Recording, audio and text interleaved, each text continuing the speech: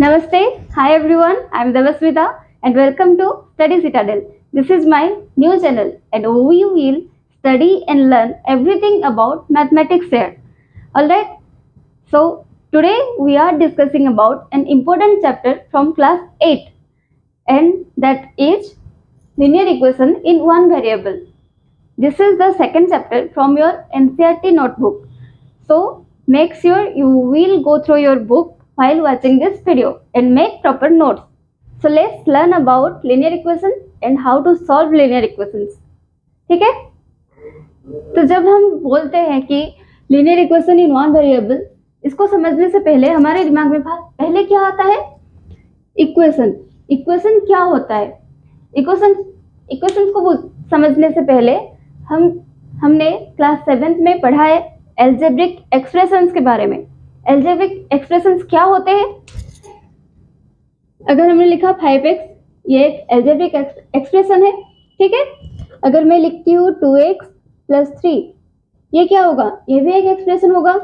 वैसे ही अगर मैं लिखती हूँ x² + 1, ये भी एक एल्जेब्रिक एक्सप्रेशन ही है.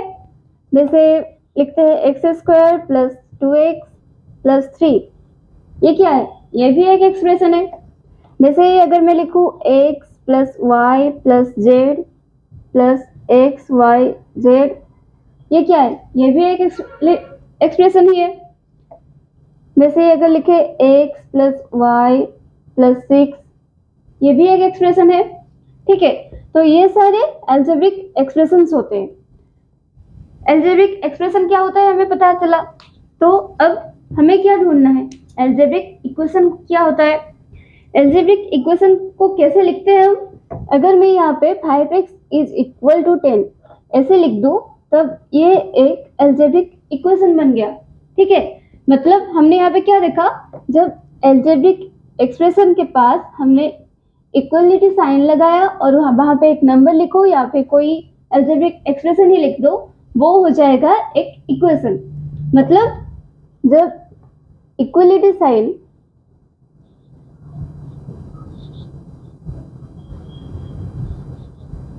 जब हम दो एक्सप्रेशंस के बीच एक इक्वलिटी साइन लगा देते हैं, वो हो जाता है एक एल्जेब्रिक इक्वेशन. ठीक है. वैसे अगर 2x + 3 = 6 लिख दूं, ये भी एक इक्वेशन ही हो जाएगा. ठीक है. वैसे x² + 1 अगर मैं लिख देती हूँ 0, ये भी होगा एक इक्वेशन. वैसे x² + 2x + 3 = 0 लिख दो, ये भी हो जाएगा एक इक्वेशन. वैसे यहाँ पे = 7 लिख दो, ये भी एक इक्वेशन है. यहाँ पे भी अगर मैं लिख दूं 0, ये भी एक इक्वेशन है. ठीक है. तो इक्वेशंस को कैसे लिखते हैं हमें पता चला. जब हम दो एक्सप्रेशंस के बीच, सपोज यहाँ पे हम ऐसे भी लिख सकते हैं 2x + 3 = 5x + 9. ये दो एक्सप्रेशंस है जिनके बीच में एक इक्वलिटी साइन लग गया और उससे एक इक्वेशन बना. ठीक है. तो जब हमें पूछा जाएगा कि एल्जेब्रिक एक्सप्रेशन और एल्जेब्रिक इक्वेशन के बीच में अंतर क्या है, क्या डिफरेंस होता है उनके बीच में, तो हमें क्या कहना है? एल्जेब्रिक एक्सप्रेशन सिर्फ एल्जेब्रिक वेरिएबल्स या फिर नंबर को लेके होते हैं, जैसे कि यहाँ पे 5x लिखा हमने. लेकिन इक्वेशंस में हम इक्वलिटी साइन लगाते हैं. ठीक है. मतलब जब एक्सप्रेशन और इक्वेशन में हम डिफरेंस निकालेंगे, वहां पे हम देखेंगे कि इक्वेशंस में एक इक्वलिटी साइन होता है. ठीक है. तो हमें पता चला अब इक्वेशन क्या है, एक्सप्रेशंस क्या है, उनके बीच में डिफरेंस क्या है. ठीक है. तो अब हम देखेंगे लीनियर इक्वेशन क्या होता है. लीनियर इक्वेशन को कैसे डिफाइन करेंगे? उसके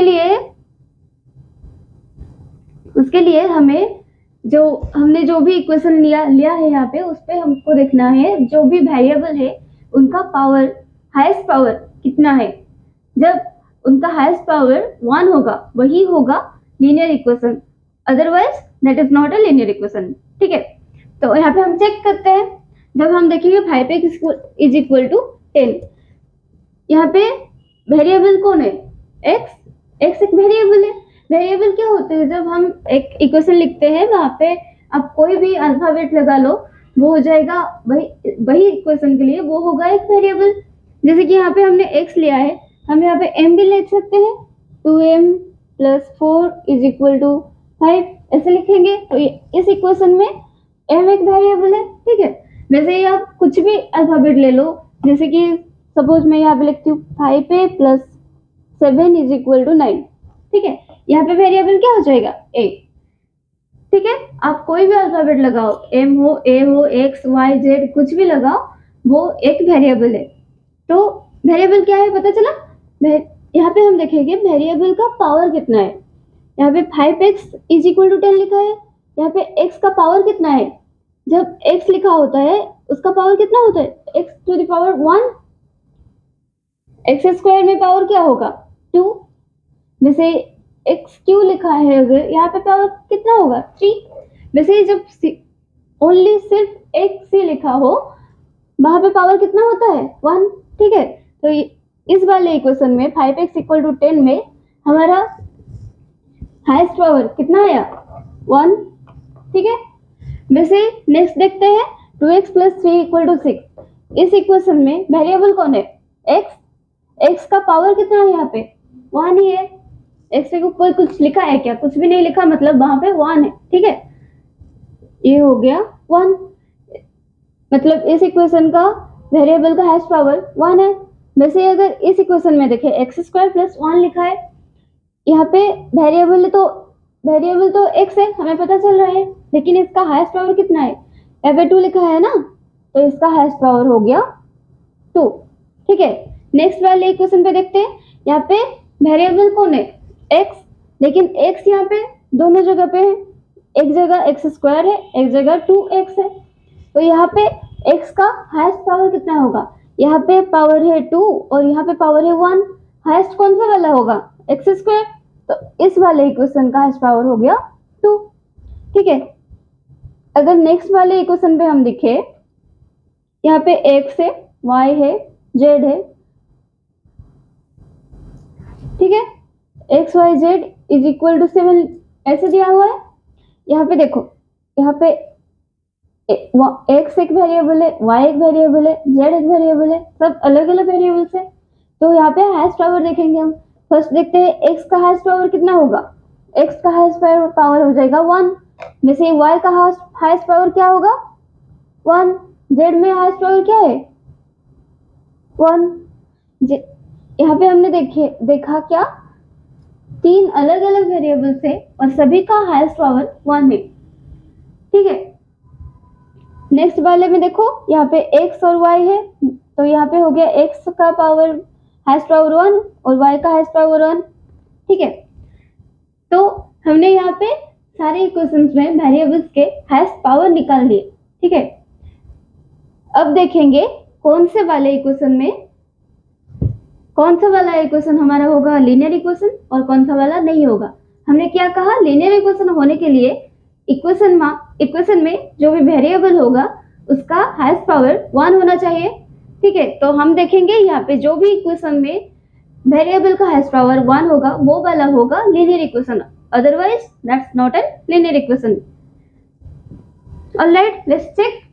फर्स्ट वाले इक्वेशन में वेरिएबल का हाईएस्ट पावर कितना मिला हमको, 1, तो ये एक लीनियर इक्वेशन है। वैसे ही सेकंड वाले इक्वेशन में क्या हुआ, 2x प्लस 3 इक्वल टू 6, इसमें x का हाईएस्ट पावर कितना निकाला हमने, 1, तो ये भी एक लीनियर इक्वेशन है। वैसे ही इस वाले इक्वेशन में X square plus 1 equal to 0 है, यहाँ पे हाईएस्ट पावर कितना निकला हमारा, वो 2। तो ये एक लीनियर इक्वेशन होगा क्या, नहीं होगा ना, तो ये एक लीनियर इक्वेशन नहीं है। वैसे ही इस वाले इक्वेशन में देखो, x square plus 2x plus 3, यहाँ पे x का हाईएस्ट पावर कितना निकला, 2, तो ये भी एक लीनियर इक्वेशन नहीं है। वैसे नेक्स्ट वाले पे अगर हम जाए, x plus Y plus Z equal to 7, यहाँ पे देखो हमें 3 वेरिएबल्स मिले, 3 वेरिएबल्स का हाईएस्ट पावर 1 ही है, तो ये एक लीनियर इक्वेशन है, ठीक है। आपको यहाँ पे 3 वेरिएबल्स हो, 5 वेरिएबल्स हो, 26 वेरिएबल्स हो, लेकिन अगर उनका हाईएस्ट पावर 1 है वो एक लीनियर इक्वेशन ही है, ठीक है। वैसे ही ये वाले इक्वेशन में x प्लस वाई प्लस 6 में हमें देखा x का हाईएस्ट पावर 1 है, y का हाईएस्ट पावर 1 है, तो ये भी एक लीनियर इक्वेशन है, लेकिन हम इनको क्या कहेंगे कि यहाँ पे 2 वेरिएबल्स है तो ये हो जाएगा लीनियर इक्वेशन इन 2 वेरिएबल्स। जैसे ही यहाँ पे जैसे 3 वेरिएबल्स है तो ये हो जाएगा लीनियर इक्वेशन इन 3 वेरिएबल्स। ठीक है, तो हम लेकिन हम यहाँ पे क्या डिस्कस कर रहे हैं, लीनियर इक्वेशन इन 1 वेरिएबल। तो हमें ये वाले इक्वेशंस चाहिए होंगे जिसमें सिर्फ एक वेरिएबल है, ठीक है, और लीनियर इक्वेशन है। तो ये वाले इक्वेशंस हमारे होंगे लीनियर इक्वेशंस जो कि 1 वेरिएबल को लेके बने हुए हैं। ठीक है, that's it for today, see you soon in next video. Thanks for watching and video पसंद आए तो लाइक करना, कमेंट करना और अपने फ्रेंड्स के साथ भी शेयर करना।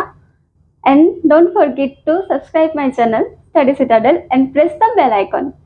Bye bye.